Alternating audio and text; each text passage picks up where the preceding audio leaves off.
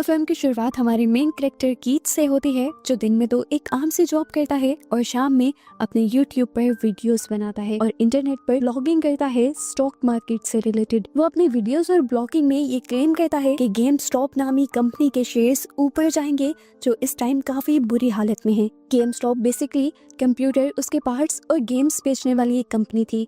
इनकी ब्रांचेस तकरीबन हर शहर, हर मॉल में हुआ करती थी, पर क्योंकि अब लोग ये सब ऑनलाइन ऑर्डर करने लगे थे तो गेम स्टॉप की वैल्यू और शेयर्स काफी नीचे चले गए थे। फाइनेंशियल एक्सपर्ट्स का भी यही मानना था कि गेम स्टॉप जल्द ही डूबने वाली है, इसीलिए वो गेम स्टॉप के शेयर्स शॉर्ट करने लग जाते हैं। यानी बड़े बड़े इन्वेस्टर्स डूबने वाली कंपनी के शेयर्स उनके शेयर होल्डर्स से उधार लेकर बेच देते हैं और ज्यादा शेयर्स बिकने की वजह से जब शेयर्स की वैल्यू डाउन हो जाती है तो उतने ही शेयर सस्ते दामों लेकर शेयर होल्डर्स को वापस दे देते हैं। महंगे दामों शेयर्स बेचकर वही शेयर्स उतने ही सस्ते दामों खरीदने से इन लोगों को प्रॉफिट होता है और दूसरा, बुरे हालात वाली कंपनी और भी ज्यादा डूबने की कगार पर चली जाती है।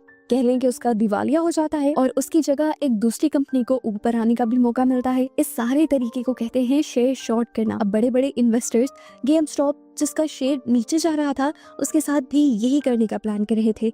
ये लोग शेयर्स उधार लेकर बेचना शुरू कर देते हैं, पर कीथ को अभी भी यकीन था कि शेयर्स ऊपर जाएंगे, क्योंकि उसने देखा था कि गेम स्टॉप की लीडरशिप के अंदर बहुत से चेंजेस आ रहे हैं। एक बहुत ही बड़े और पैसे वाले बिजनेसमैन ने गेम स्टॉप की काफी % तक इक्विटी ले ली थी, जिसकी वजह से गेम स्टॉप को काफी फायदा होने वाला था। कीथ की नजर इन चीजों पर थी, इसीलिए वो अपने व्यूअर्स को कहता है कि गेम स्टॉप को लोग जितना बुरा समझ रहे हैं उतनी बुरी कंपनी ये है नहीं, लोग उसकी असली कीमत तो जानते ही नहीं है। वो अपने व्यूअर्स को ये भी कहता है कि मुझे लगता है कि जितने बड़े बड़े इन्वेस्टर्स ने गेम स्टॉप को शेयर्स को शॉर्ट किया हुआ है उनको बहुत बड़ा नुकसान भी होने वाला है, क्योंकि जैसे ही गेम शॉर्ट के शेयर्स का प्राइस ऊपर जाएगा तो सारे शेयर स्टॉपर्स मारे जाएंगे और इनको बड़ा नुकसान होगा। अब यही चीजें देखते हुए कि इतने अपनी और अपनी वाइफ की पूरी जिंदगी की सारी सेविंग्स गेम स्टॉप के शेयर्स खरीदने में लगा दिए। यहाँ तक कि उसने गेम स्टॉप के ऑक्शंस भी खरीद लिए, जो काफी ज्यादा रिस्की थे, क्योंकि अगर नुकसान हो जाता तो उसकी पूरी जिंदगी की सेविंग्स चली जाती,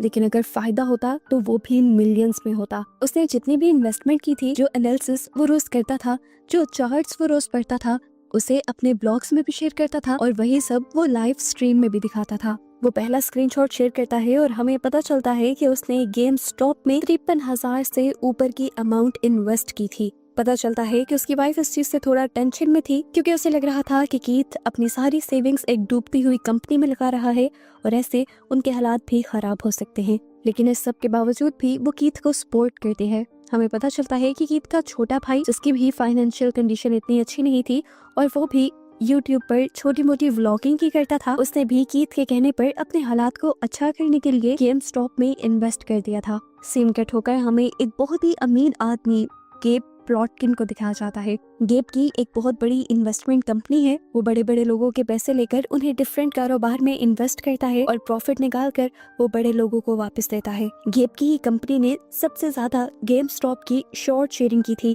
क्योंकि कीथ से बिल्कुल उलट उसको सबसे ज्यादा ही यकीन था कि गेम स्टॉप बिल्कुल ही डूब जाएगी। उसे जब पता चलता है कि कीथ जैसे एक आदमी ने एक बहुत बड़ी अमाउंट गेम स्टॉप के ऊपर इन्वेस्ट की है, तो उसे कीथ बेवकूफ लगता है। इसके बाद हमें गेब से भी एक और बहुत ही अमीर आदमी को दिखाया जाता है, जिसकी एक मार्केटिंग कंपनी है और उसकी कंपनी हैज फंडिंग भी करती है गेब की कंपनी की तरह। और इसके बाद हमें स्टीवन को दिखाया जाता है, जो सबसे बड़े मार्केट के माफिया है। मार्केट का 72% तकरीबन उनके हाथ में है और उनको लगता है कि मार्केट उन्हीं के हिसाब से चलती है। हालांकि बताया जाता है कि इस टाइम कोविड चल रहा था, सभी लोग फाइनेंशियल क्राइसिस से जूझ रहे थे, लेकिन इस टाइम भी इन तीनों के बिजनेस को अच्छा प्रॉफिट हो रहा था।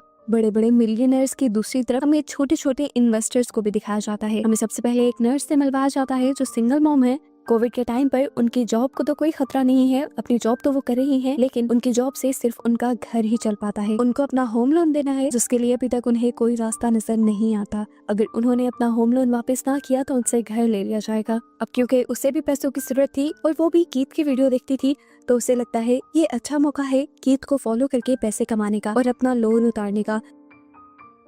वो भी बिल्कुल कीथ वाले ही तरीके से गेम स्टॉप पर इन्वेस्ट कर देती है। अब इसके बाद हमें गेम स्टॉप के ही एक एम्प्लॉय को दिखाया जाता है। वो गेम स्टॉप की एक शॉप पर काम तो करता है, लेकिन यहाँ पर क्योंकि ज्यादा कस्टमर्स नहीं आते, वो ज्यादा सेल्स नहीं कर पाता, तो इसलिए उसे अपने बॉस से काफी बुरा भला सुनने को भी मिलता है। वो इस जॉब से छुटकारा चाहता है, लेकिन वो जब तक ये जॉब नहीं छोड़ सकता जब तक उसके पास कुछ एक्स्ट्रा पैसे ना हो। शेयर मार्केट का उसे भी काफी पता था। वो भी जब देखता है कि गेम स्टॉप कंपनी की ओनरशिप चेंज हो रही है और चीजों में बदलाव आ रहे हैं, तो वो भी कीथ को फॉलो करने लगता है और कीथ के ही दिखाए और शेयर किए एनालिसिस का फायदा उठाते हुए वो भी गेम स्टॉप पे इन्वेस्ट कर देता है। उसे इस काम से सिर्फ पैसे ही नहीं कमाने थे, बल्कि वो बड़े बड़े मार्केट के लोगों के बनाए हुए सिस्टम के खिलाफ लड़ना चाहता था, जो लोग शॉर्ट शेयरिंग कर आर्टिफिशियली किसी के भी स्टॉक्स को गिरा दिया करते थे। ऐसे बड़े लोगों को तो प्रॉफिट मिल जाता था, लेकिन छोटे इन्वेस्टर्स बेचारे मारे जाते थे।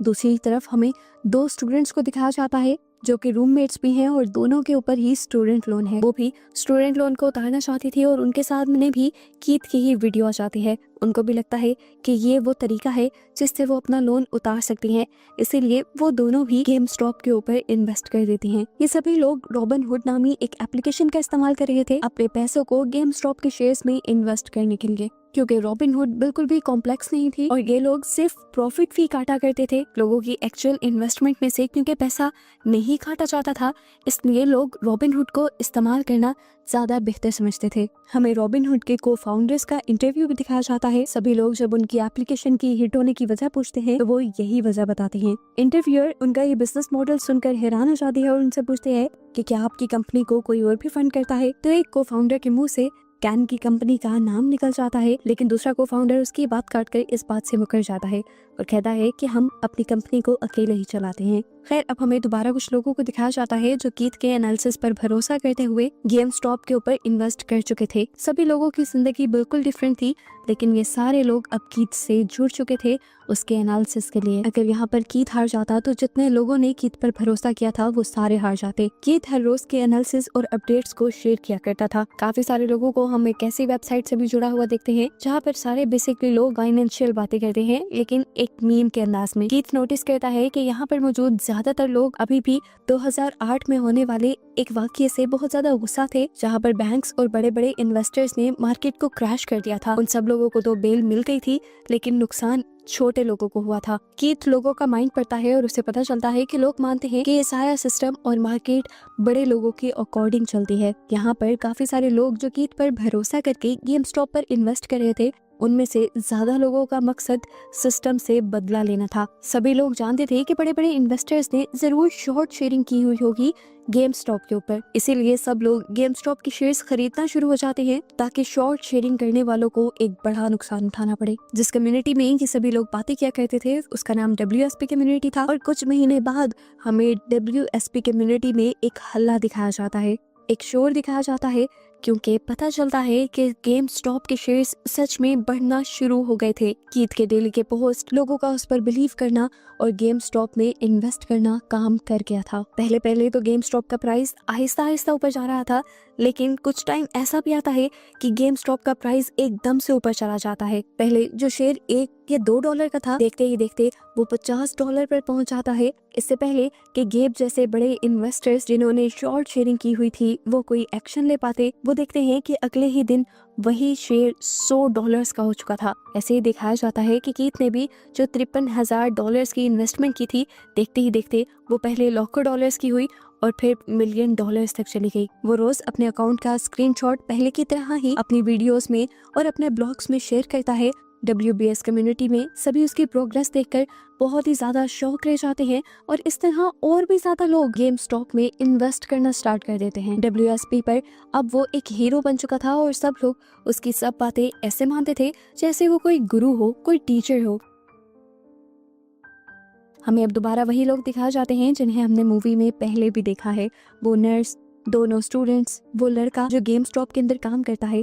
उनकी इन्वेस्टमेंट तो चाहे छोटी छोटी थी, लेकिन वही छोटी इन्वेस्टमेंट्स अब बढ़कर इतनी हो गई थी कि वो उनसे अपना कर्ज उतार सकते थे। लड़का जो गेम स्टॉप के अंदर काम करता था, उसे भी उम्मीद मिलती है कि वो अपनी ये बोरिंग सी जॉब छोड़ देगा और कुछ अच्छा कर लेगा। गेब को जब इस सारे पोटेंशियल की खबर मिलती है तो वो अभी भी कोई रिएक्शन नहीं देता और वो इसे मार्केट का सिर्फ टेम्परेरी जोश कहता है और कहता है कि जल्द ही गेम स्टॉप दोबारा नीचे जाएगा, इसलिए वो दोबारा शेयर की शॉर्टिंग करना स्टार्ट कर देता है। लेकिन उसकी बुरी किस्मत कि शेयर नीचे जाता ही नहीं बल्कि शेयर की वैल्यूज और बढ़ने लग जाती हैं।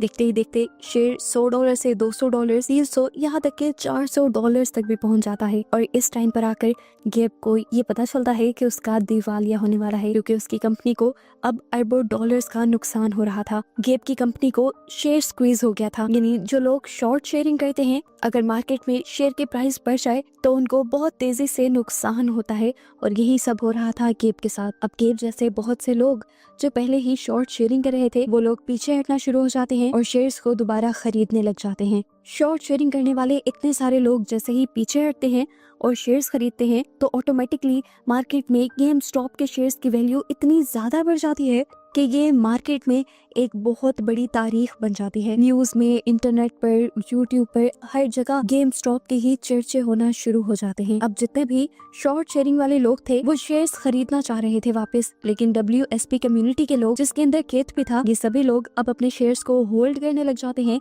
यानी अपने शेयर्स बेचते ही नहीं, जिसकी वजह से कंपनीज को और ज्यादा नुकसान होने लगता है। ऐसे ही हमें गेब के ऑफिस का माहौल दिखाया जाता है। गेब अब पागल होने वाला था, उसकी कंपनी के लोग पागल हो रहे थे। वो लोग शेयर्स खरीदना चाहते थे लेकिन कोई भी शेयर्स उन्हें देने को तैयार नहीं था। उसे समझ नहीं आ रही थी कि कीथ, जो कि एक मामूली सा यूट्यूबर था, उसके यूट्यूब वीडियोस की वजह से और उसकी चलाई हुई मुहिम की वजह से उसकी कंपनी को अरबों डॉलर्स का नुकसान हो गया था। गेब की वाइफ को जब लगता है कि गेब इस मुसीबत से नहीं निकल सकता तो वो उसे अपने फ्रेंड्स को कॉल करने को कहती है और उनसे मदद लेने को कहती है। गेब की मदद करने के लिए केंट और उसका दूसरा दोस्त, जिनके पास ज्यादातर मार्केट के शेयर्स हैं, वो अपने 200 अरब की इन्वेस्टमेंट निकाल लेते हैं ताकि गेब की कंपनी दिवालिया ना हो। दूसरी तरफ हमें रॉबिनहुड के को फाउंडर को दिखाया जाता है, जिन्हें NSE से कॉल आती है एक बहुत बड़ी अमाउंट भरने की, क्योंकि उसके एप्लीकेशंस के थ्रू खरीदे जाने वाली शेयर्स की वैल्यू बहुत ज्यादा बढ़ चुकी थी। इसीलिए रॉबिनहुड कंपनी को एज अ डिपॉजिट $3 अरब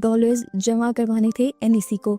अगर रॉबिनहुड का फाउंडर ऐसा ना करता तो NSE उसकी इस एप्लीकेशन को बंद कर सकती थी। अब वो परेशान हो जाता है और बताता है कि हमारे साथ हमारी कंपनी के अंदर कैन के भी शेयर्स हैं और मैं उनसे बात करके आपको दोबारा कॉल करता हूँ। दिखाया जाता है कि रॉबिनहुड के फाउंडर ने गेम स्टॉप के शेयर्स के खरीदने वाले बटन को अनेबल कर दिया था, जिसकी वजह से सभी लोग गेम स्टॉप के शेयर्स नहीं खरीद पा रहे थे और इसीलिए आवाम में गुस्सा बहुत ज्यादा बढ़ जाता है। अब लोग तेजी से शेयर्स बेचना शुरू कर देते हैं और रॉबिनहुड के ऑफिस के बाहर धरना भी देते हैं। इस तरह लोगों के ज्यादा शेयर बेचने की वजह से जहां गेम स्टॉप पहले $453 की तरफ चला गया था, वो अब $140 पर आ जाता है। यानी शेयर की वैल्यूज इतनी गिर जाती हैं और इसकी वजह बनी थी सिर्फ रॉबिनहुड एप्लीकेशन। जिन्होंने अपना पैसा इन्वेस्ट किया हुआ था और वो पैसा बढ़ने का इंतजार कर रहे थे, उन्हें बड़ा नुकसान होता है।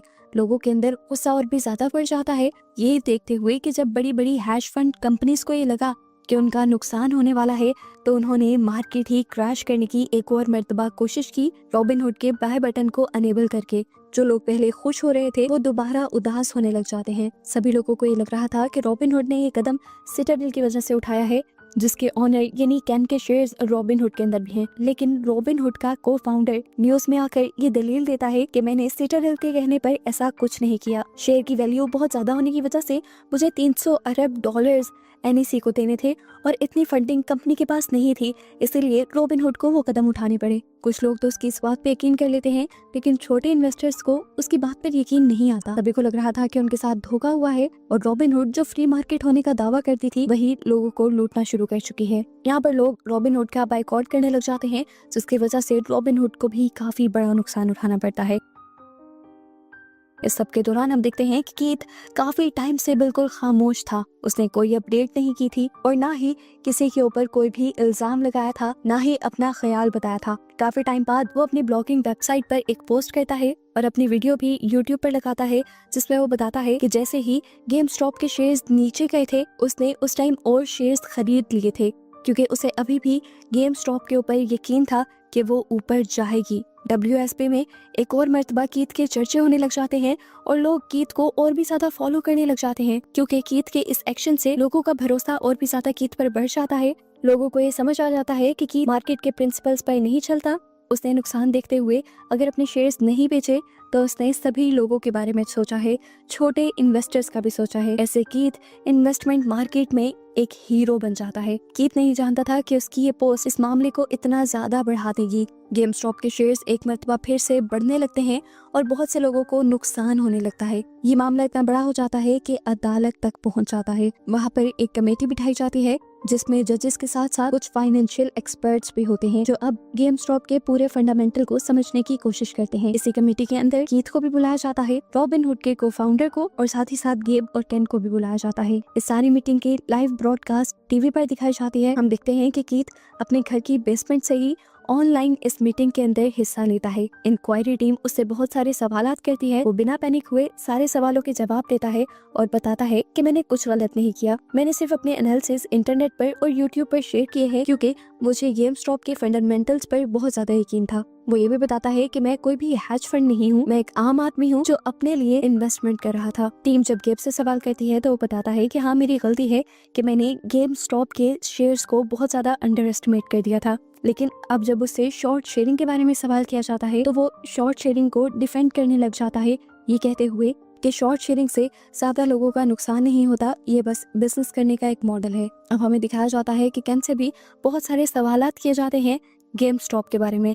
वो बताता है कि गेम स्टॉप से उसका कोई ताल्लुक नहीं और ना ही उसने गेम स्टॉप में इन्वेस्ट किया हुआ है। उसने रॉबिनहुड में इन्वेस्ट जरूर किया था लेकिन उसने रॉबिनहुड पर कोई दबाव नहीं डाला कि वो गेम स्टॉप के बाइंग बटन को अनेबल कर दे। यहाँ पर रॉबिनहुड के को-फाउंडर से जब बात की जाती है तो वो भी यही बताता है कि बाइंग बटन को इसलिए अनेबल किया गया था क्योंकि एनएससी ने एक बहुत बड़ी रकम उसको चार्ज करने को कही थी और इतने तो उसकी कंपनी के सिक्योरिटी फंड्स भी नहीं थे। टीम की हियरिंग के बाद टीम का फैसला नहीं बताया गया क्योंकि इन्वेस्टिगेशन अभी चलती रही, लेकिन एटलीस्ट लोगों को ये क्लियर हो गया कि सिटाडेल और रॉबिनहुड की कोई गलती नहीं थी। उसके बावजूद भी रॉबिनहुड को बहुत ही नेगेटिव पब्लिसिटी मिली और सीक्रेटली हमें पता चला कि केन और उसके दोस्त जिसके 73% मार्केट में शेयर्स थे, उनकी कंपनी को गेम स्टॉप से बहुत बड़ा फायदा हुआ था क्योंकि उन्होंने भी हिडनली गेम स्टॉप के ऊपर इन्वेस्ट किया था।